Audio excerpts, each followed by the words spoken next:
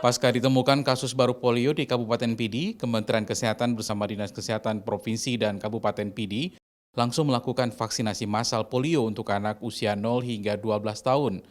Hingga saat ini sudah 80.000 anak-anak di Pidi sudah mendapat tetes polio dari target 91.000 anak atau sudah berjalan 79,5%. Pasca vaksinasi polio di Kabupaten Pidi, Dinas Kesehatan Aceh akan menyasar ke 22 kabupaten lainnya secara bertahap.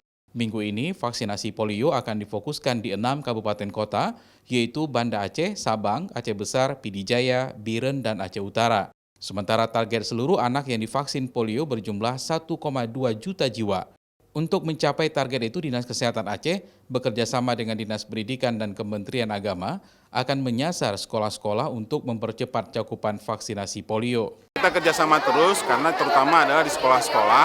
Hari ini mereka kami undang untuk juga berdiskusi dengan Pak Menteri Kesehatan. Hari ini mereka juga kami undang sehingga mudah-mudahan mereka juga menyampaikan, terutama tadi sudah mendengar juga apa yang disampaikan oleh Kepala Dinas Pendidikan Kabupaten Pidi yang betul-betul sangat kerjasama yang baik dengan Kepala Dinas Kesehatan dan juga kita kerjasama juga dengan pihak-pihak intersektor lainnya sehingga bisa dapat 95%. Sebelumnya, Menteri Kesehatan telah meminta kepada gubernur dan kabupaten kota di Aceh untuk menggenjot cakupan vaksinasi polio. Harapannya dapat rampung pada akhir Desember mendatang, sehingga vaksinasi yang dipusatkan di sekolah-sekolah menjadi salah satu cara mempercepat target vaksin polio.